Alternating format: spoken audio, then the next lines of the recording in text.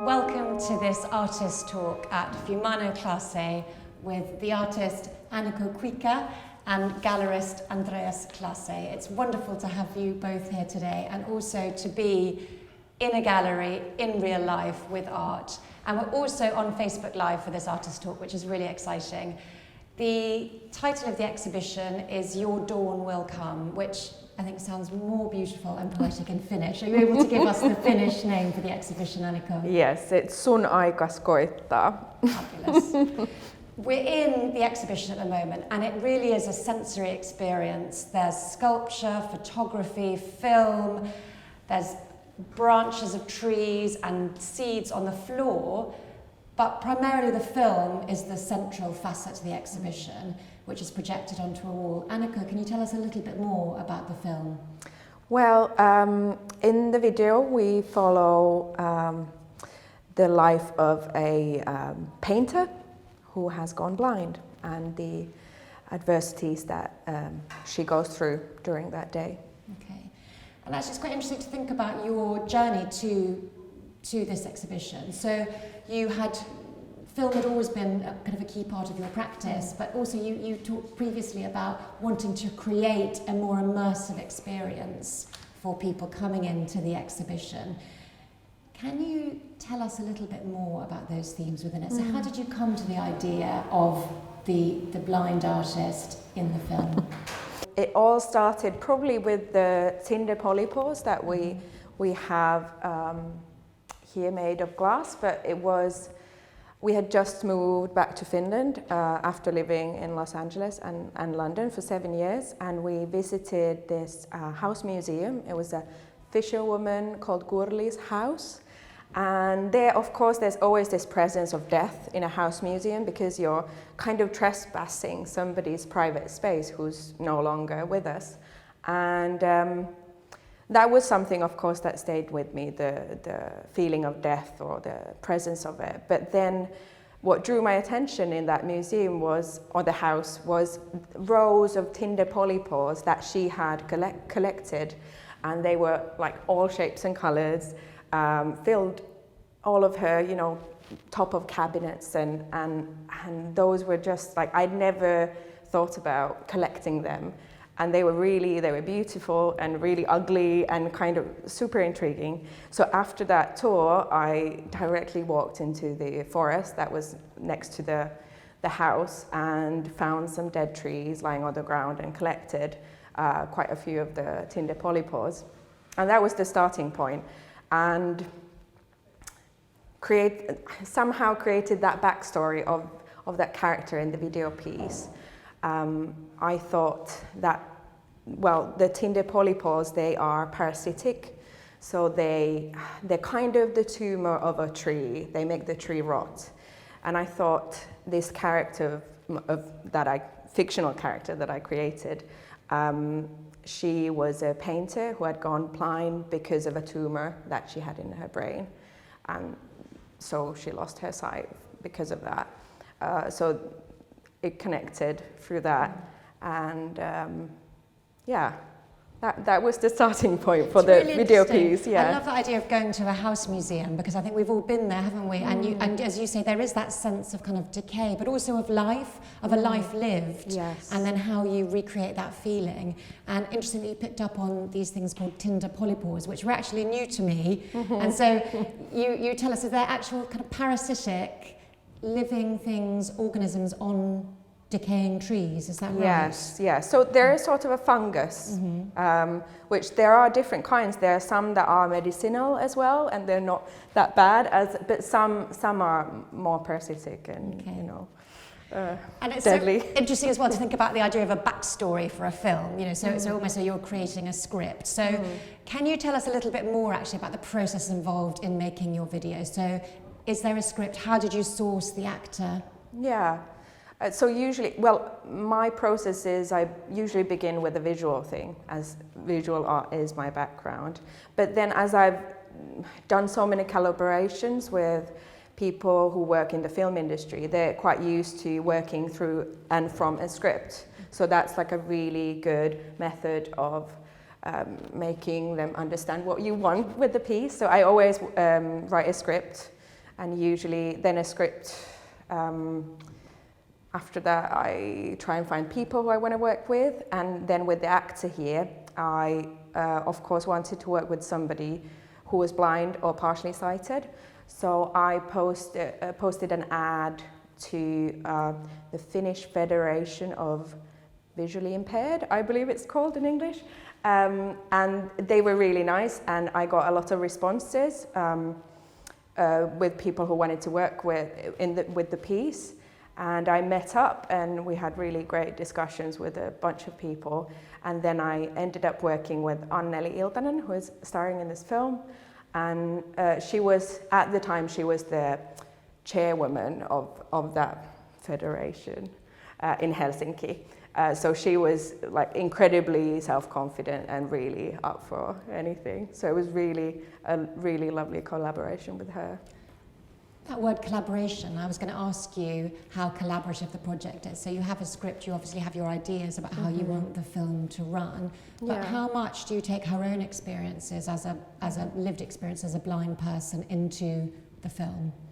I'm sure it all became a part of the film as well. Like, she really, at least from my perspective, she really got into the character, and some of the scenes you can really see her struggle, and she's really in that moment. So it was really fantastic to watch for a performer who's not a professional actor. It was really incredible. She was such a star. But collaboration also, like for example, with the sound designer in this piece. So I've worked with Aleksi Tegel for quite a long time. So we together try and create a very atmospheric piece that sort of all the senses are taken into consideration. It is wonderful thinking about all the senses that are excited by this installation. And actually, Andreas, it's kind of interesting to talk to you at this moment, I think, because it's quite a logistical operation to put on, isn't it? But it's been a long time in the planning. So can you tell us a little bit about the gallery's relationship with Anikó? Yes. Well, as you say, it's been a long time in the making, partly, of course, because of circumstances. But projecting the film, which is the central piece, of course, was very important. So we've had professional assistance with the installation of projectors, and then sourcing various other materials, which I'm sure Anikó can talk about later. But after having seen Anikó's work a couple of years ago, we established contacts after some time, and we spoke on email and Instagram, as it is nowadays. And then eventually Anikó came to visit us visit Francesca and me in Sweden, where we developed the idea of the exhibition further. And then in February last year, I went to Helsinki to visit you and to view the glass sculptures above all. So yeah, it's been a journey, a very nice, creative, fulfilling journey. And obviously learning more about the artist and her practice is, for Francesca and me, that's very important to preferably do that over a long period of time. It's interesting actually, that kind of having a longer relationship with an artist, so you get to explore different facets of their practice, and it must be incredibly rewarding as a gallerist to do that, and also to be able to create this exhibition. Yes, I mean, it is what drives us. I mean, Francesca had to call a nursery and order a Christmas tree in April, which they thought was a little bit strange. Can you tell us why, for people who haven't been to the exhibition, why would you have needed to have sourced a Christmas tree? Well, I think Anikó should maybe tell us what the Christmas tree is for, but it's basically we have scattered spruce all over the floor, partly to give the scent of the forest, but maybe you would like to develop more, because it's also been quite precise watching you install the spruce. It wasn't just a matter of putting some bits of forest on the floor. So does that go back to that original trip into the forest after you'd been to the museum house? You're in the forest, you see the tinder polypores. Is that the symbolism of having the spruce branches on the floor? That's a really nice interpretation. That's not what I initially thought, but I think that's really great that it goes back to that. But it was, again, another visit to another museum, and it was a crafts museum in Turku in Finland, and I saw this decoration of spruce branches on the floor, and it was like a ritualistic or traditional decoration that they had done, and I thought it was just really fantastic, and I wanted to have it as well. So I thought it would be a really good match with the show, which now I see why you figured it out. And also you're sitting underneath a self-portrait photograph of you on the forest floor. Yeah. Can you tell us a little bit more about that particular piece? Well, this one, it was created originally to be a stand-in photo for the exhibition. So it wasn't originally a part of the show, but it did become quite a significant part. And it was, I wasn't going to have this, but Francesca was very keen on, especially on this photograph, to be a part of it. And I'm quite happy that it is. And I've heard it doesn't really look like me, so that's fantastic as well, that I can be anonymous. I think it's an incredibly striking image. Can you tell us what are covering your eyes? Yeah, so these are actually the Tinder polypores that I collected back then. And it was just the idea of the fear of going blind as a visual artist. So I thought the Tinder polypores are growing out of my eyes in that forest. And I thought I was that dead tree, really. They're lying on the ground. And did that imagery precipitate then the film about a visual artist going blind? Can you tell us a little bit about how you came across those ideas? Ooh, tough one. I wonder. I think it was the time when going back home, it was kind of this, it can feel like a regression and something that you really need to like redevelop yourself or reinvent yourself as an artist. And those fears as well, like how are you going to be able to create something that excites you as an artist as well? Or yeah, I think it was about that as well.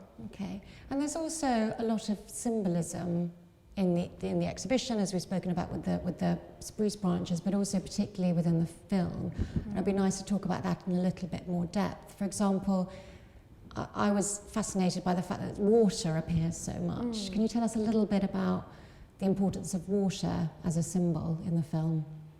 Yeah, well, in this piece, water, there's a kind of a short monologue or a poem that she reads, the main actor, that is about water. And water is like an element of life, but also can drown in water. So it has the element of death as well. And I feel like it's been a part of a lot of my work, either as a visual thing or then it's been talked about. I even made lyrics for a song for one piece I made in 2015, and I think it goes, water is life, life is death. So that's really what it is. And there's also text within the exhibition itself. So just picking up on the fact that you said you did song lyrics before, but you've also written poetry, haven't you? Can you tell us a little bit about that and how it shows up in this exhibition? Yeah, so there's a Braille poem in the exhibition, and that sort of, it links to the video piece. So the main character writes on a Braille writer in the piece, and I thought this is what she wrote.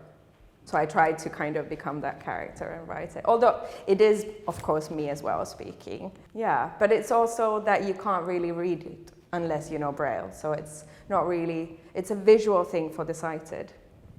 And they might not know the content that's in it. So for those of you who can't see it, so to come to the exhibition and see it, it actually works as a standalone piece. So so it works as a kind of a sculptural piece or a two-dimensional piece on the wall? Yeah. I don't know. I mean, I think so, and I think it's really interesting. So it's a thing of beauty of its own, isn't it? Yeah. And then there's this hidden layered meaning, which normally it's the other way around, so that sighted people don't have access to the meaning. Yes. And it's interesting that, so there's the film with the blind artist working through her day, and then we're then transported into not being able to understand something that's unavailable to us. So slightly being put in her shoes. Yeah, yeah, definitely.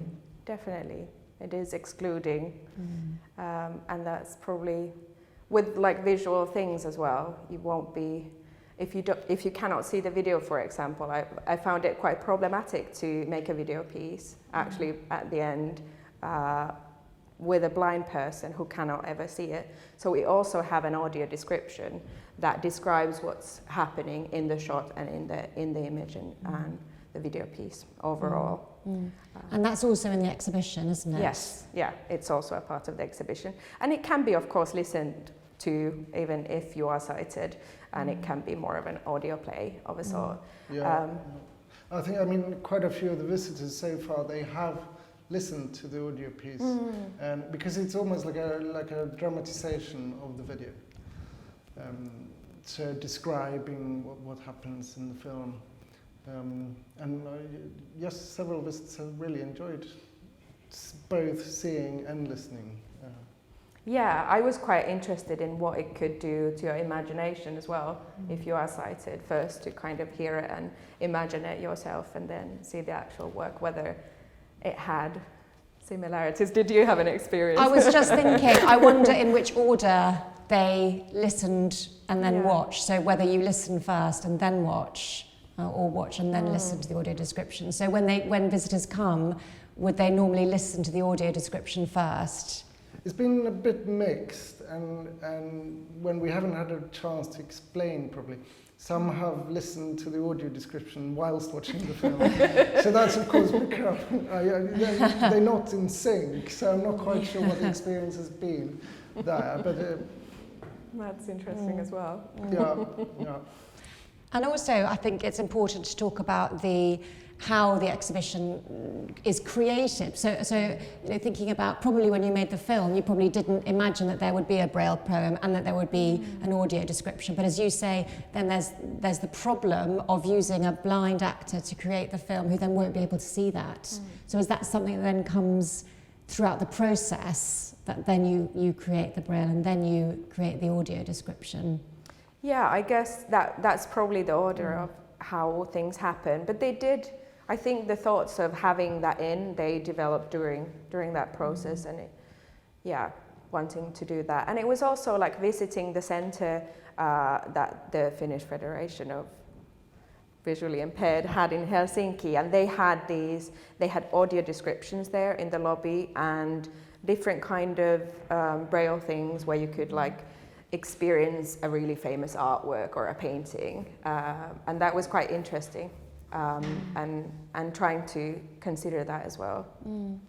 Can we talk a little bit about the political or the more social issues which are raised by the film, by the exhibition? Because particularly within the film there is quite a moving scene in which a dog walker comes and has a very visceral reaction to the woman in the film, and it's very striking, and it leaves you. I think it's one of the major parts of the film, isn't it? That there's that really visceral reaction. So I wondered how important you think social issues are to you or to the film. Well, for me personally, they are an important part of my work. I find the meaning of making art through that as well. I don't think it's the only way to do art, obviously, and it's not for everyone. But yeah, it's always having some sort of a social issue or dilemma in the work that hopefully will bring like new light to the work and kind of towards equality or something. Yeah. Do you think it's the role of the artist to address those sorts of issues? No, it doesn't have to be, but for me it is, for sure, yeah. And that goes throughout your whole practice? I would say so, yeah. Oh, it's wonderful. And then let's go back to the film itself, because we talked a little bit about all the symbolism within it. So there's water, but there's a particularly symbolic and quite moving element to it at the end. So without giving too much away, there's an appearance of another figure comes towards the end. And can you tell us a little bit about how you came across the kind of ideas behind that person?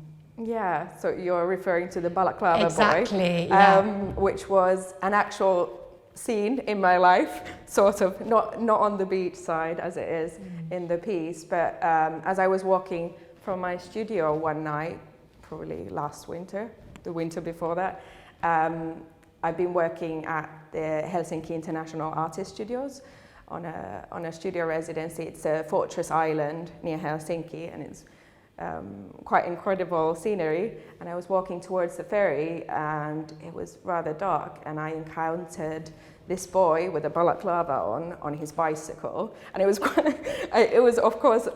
quite scary, but they were just standing there, so I just passed and moved on. But I thought that was again one of these scenes that I have to have this for myself. So it became a character in the piece.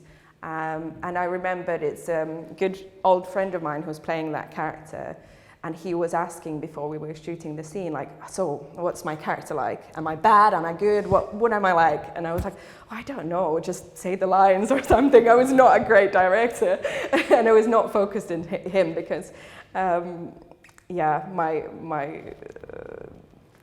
focus was somewhere else at the point. But then after we had shot it and I saw the material, I realized that there was a very unintentional but direct link to a film by Ingmar Bergman, Seven Seals, and there is a scene where the main character meets death on the beach and they play chess. Yes. So it was a very similar encounter.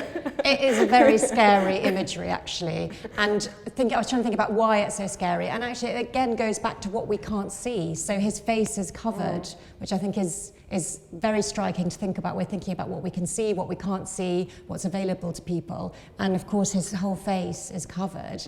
And it's the importance of being able to see someone's face and how much we rely on that for perhaps comfort and working out who they are. I mean, it really is an incredible end to the film. And let's talk now. I'm looking directly at these wonderful sculptures, which are on the wall in the gallery. And these are, so you've created your own versions of the Tinder polypores, haven't you? So can you tell us, really explain what we're looking at within these exhibitions? Yeah. So these glass sculptures, they were made in Nuutajärvi, Glass Village, which is a little town in Finland. And together with glass blowers, Jenni Sorsa and Paula Pääkkönen, we created these funguses. So they are blown into a wooden mold. And normally with the mold you would make sure that the mold is really wet because it's fire, it's really hot, and it's going to burn the mold and it's going to change. So when the glass is poured into it? Yes, or blown into it. Yeah. So, but with this, we really wanted to have the texture of the wood because that created this organic shapes. So we burned the wood quite a lot, and it was always on flames when we were doing it. So you can see the starting point, like the mold was quite a lot cleaner, and then as it would develop, it got more of this texture on top. So it's got, so again, thinking about texture, so it's got really organic and it's earthy and it's different. So it is creating that idea of something that is living and that we're able to kind of, you want to really touch it, it's tactile. Yeah. Why are they different colours? Are the Tinder polypores different colours? Yeah, they are. Some are like more similar than others, but yeah, I think they're kind of from this similar world as these ones as well. I mean, there's so much depth to your practice, isn't there? And I find it extraordinary. It's not only in just the themes and the symbols, but also the materials that you're able to move so deftly between. You know, we've got the photography, we're just here by the sculpture. Has sculpture always been a large part of your practice? I think props were always a big part of my work because it was, the main focus was on the video, and I really loved, set decoration and getting all these different props and borrowing things and going to flea markets and charity shops and finding different things I could have on the scene. So I think through that, objects are important, and somehow to have that world of the video piece pour into the reality like that, or the exhibition. And is this the first time you've physically made your own objects or props? Not sure. In this scale, yeah, definitely, yeah. And so intentionally as well. And this was also like about the material, like glass was something that I thought that was really important for the piece because it's considered a very fragile material and the whole theme of like the fragility of life and death and all these things. So that's why I thought it has to be made in glass. And in the exhibition, in the gallery, they're actually lit from within, aren't they? Yes. Can you explain that why that was important to you? To have it lit? Yeah, I wonder. I think them glowing, also because the space is normally dark. We're not really, this is not the regular setup. Yeah, maybe that brings life to them even more. Well, I was just going to say, it gives that idea that they are these living organisms, doesn't it? And Andreas, it must be a huge logistical undertaking to work with Anikó and produce this exhibition. I mean, it really is incredible to see with all these different facets. Has it been hard working to produce it? Not hard. We've worked hard doing it. There is a bench where the viewers sit to view the film. The bench was made in Sweden by a Finnish gentleman to mirror the bench in the film. And it just struck me last year when we were all in confined that we should have the bench, almost the bench that the actress sits in the film. And so you mentioned that you thought about that in lockdown. It wasn't supposed to be now, was it? This exhibition was supposed to happen a year ago. Yes. And actually fascinating to think that it's changed since then. So the addition of the bench and that kind of thing. I'm interested that there are themes within the exhibition which are reflected in our lives now, particularly that idea of, as you said yourself, rebirth and change and coming out of things. Is it interesting to you how the meaning of your artwork changes over time?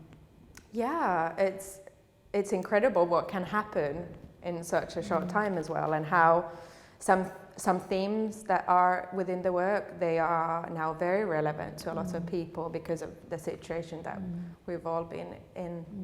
But I think everyone, they always have their own life experience and perspective to that they bring in and when they view the work. So it's going to be always a different interpretation, and it's going to change over time as well. And so if we go back to the film and thinking about ideas of interpretation, I mean, there seems to be quite a clear narrative at the beginning of the piece, which is, as you say, it's this a blind artist, and you've made it, actually what's interesting about it is that can you tell us a little bit about your use of colour within the film, actually, just to go into it in a little bit more depth? So the film is mainly in black and white, and that was, well, both for the the nostalgic feel that it gives you with the reference to film, and the format of the video piece is also a square, but also like the loss of color was kind of referring to loss of sight as well, even though it's not the same thing, obviously. But there are parts that are in color, like in the beginning, there's her paintings in the background, they're in color. And then by the end, you get everything in color as well. So there's I guess there's some change, and some things are highlighted in the piece as well. But normally I work with a lot of color, so it was quite strange to just turn everything black and white. There's a very definite narrative arc within the film as well. And so we're talking about her experience of a day and the adversity that she faces, and without giving too much away, there is the scene at the end, as you say, comparing that to meeting death on the beach, and then the colour comes back. So there is this idea of renewal and rebirth. Was that something deliberate to you to convey to the viewers? Yeah, absolutely. And it was a part of the thinking behind it as well. It was the recreation of self and all of these things that were quite important to begin with, and also to leave the ending open, like what happens next and what happens to her. But I suppose the title of the exhibition, about dawn, and then the light at the end does convey that sense of hope and renewal. What do you want viewers to take away from their experience of this exhibition? Well, hopefully a personal experience that somehow you hope that it's touches or moves someone, or they get a new point of view, or but hopefully something. Hopefully it doesn't leave you empty. No, I mean, it's incredible. And Andreas, for you working on putting this together, what's been your favourite part of working with Anikó and creating this show? Oh, favourites, just very difficult to say. I mean, Francesca and I, obviously, we've discussed the exhibition at great length, and of course, as it got delayed, in a way, of course, we then had more time to reflect on it ourselves. Favourite part, I mean, it's just come together very well as one piece. I mean, there are individual pieces within it, but it kind of works as a whole.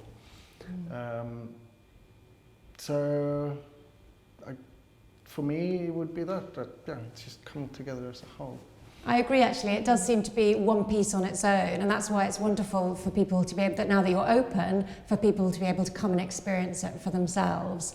And it's open until the 22nd of May, isn't it? For people? It is indeed, and it's open preferably by bookings, because of course there are limitations on the number of visitors, so we can be contacted and be booked in. But yes, it is, if you can visit it, it's the best, because it's tricky to convey over image. And it's not just our sight and hearing that is excited by it, but there's also smell, isn't there? And at what stage did you want to, so you've got some candles and there's the smell of the spruce on the floor. At what stage were you thinking about all our different senses? I think that's something that I always try and have in an exhibition. I really would like it to be a whole bodily experience, so that because through that experience you can have something unique that's special to everyone, and it becomes personal in a completely different level, and you create empathy through that as well. Absolutely, and there's empathy for the experience of the woman within the film, but also we are made to, you know, as you said, there's concerns that could happen to you, and the fact that then you create the Braille poem which excludes the viewer. Again, there's just a slight sense that we are that have that understanding of what that must be like. Are you allowed to give us a clue about what the poem contains? Do you know what? I don't remember anymore. I've got the poem printed out actually, but it's beautiful, the poetry. And did that predate this exhibition? Yes, but not very much. It must have been a couple of months ago, or a month ago that it was created. Oh, really? Yeah. Okay. I mean, I think it's absolutely, so I'm not sure if I'm allowed to kind of read out a little bit of it or not, but I think it's allowed. Yeah, but it's really interesting. Okay. So there's the final verse which says, "Loss always hurts when something is taken away. What was is no longer. If one trusts in life, it was meant to be, but if one wants to choose." Just think, you know, there's just so much pathos within that, isn't there? Where do your ideas for your poetry come from? I don't know. I have no idea. I guess moods or events or, well, here it was very much, I was trying to be in that situation that she's in the film and live through that. Yeah. So I think that was very much created with that in mind. It really is amazing actually, just think about all the different facets. So there's poetry, there's sculpture, there's the filmmaking, there's the photography, you know, there's thinking about all the other parts to the installation as well. So as I said, you know, getting so much that the viewer can get so much from coming to see it. But really, would you say that the film is the central part, the central facet to the exhibition? I would say so. It is the most important part of my practice, for sure. And I think everything that I build around it is kind of to facilitate that, and to emphasize that, or create a space for you to walk into that world. Yeah. Actually, that's interesting to consider, isn't it? Because you've obviously, as a gallerist, you've had the last year of people having a digital experience of art and having an online experience. And this exhibition, the first one that's opening, is completely different and is a real treat for all the senses. So I wonder actually how you feel about considering your viewers, the viewers who come to the gallery, have they been starved of real life art experience, and now it's almost a sensory overload, isn't it? Yeah, absolutely.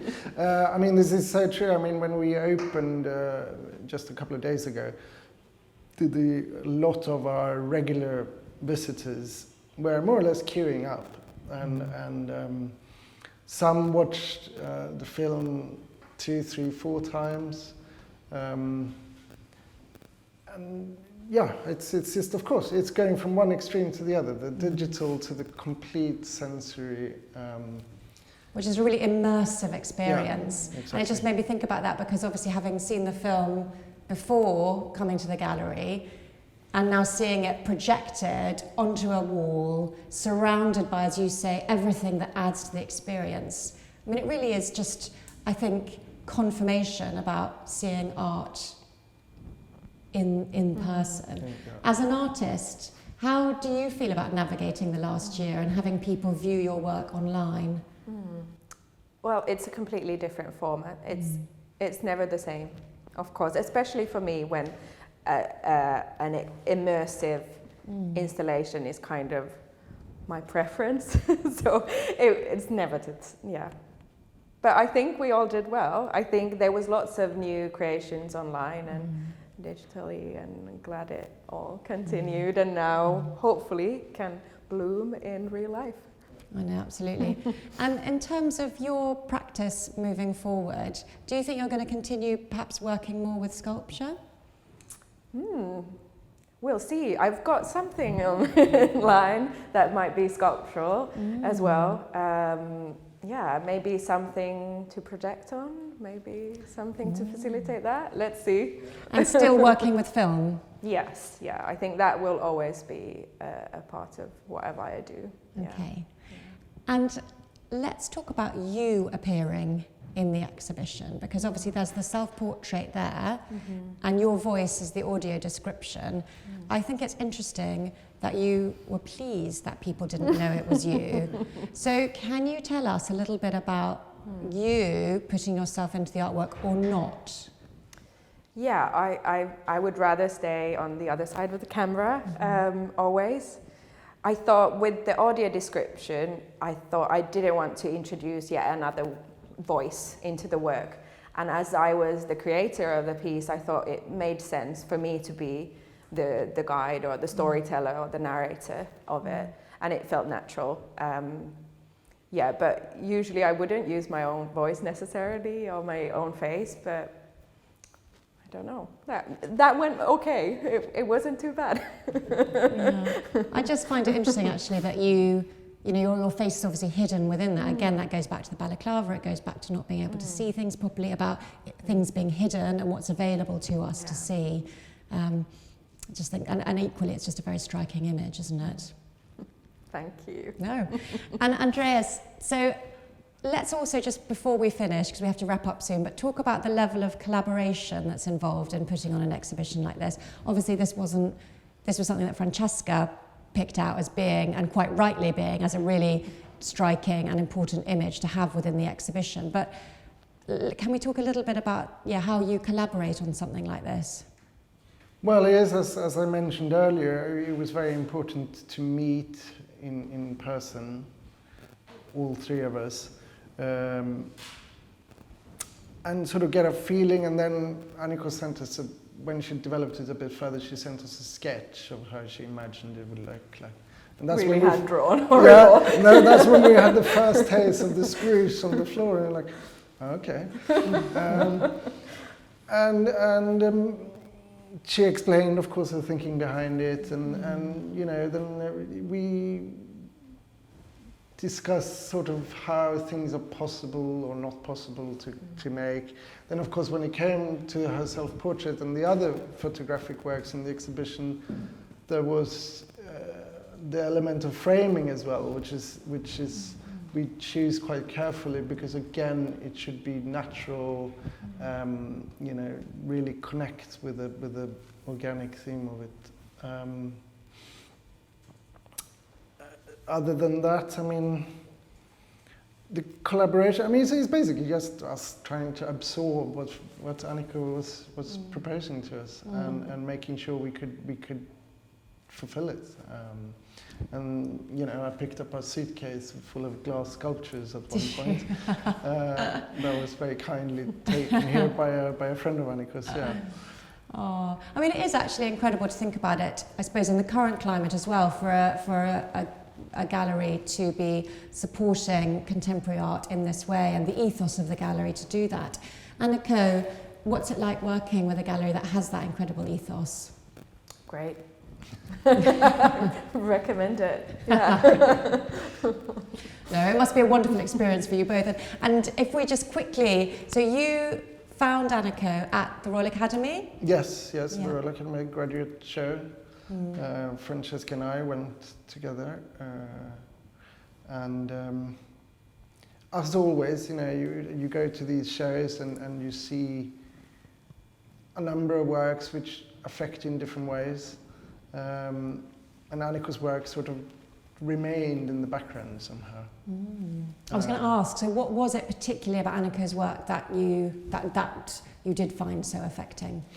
Well, I mean, I guess it also, for me, it's a little bit of you get this sense of what is a Nordic way of looking at things in a sense. So that kind of is a little trigger that for me is quite natural.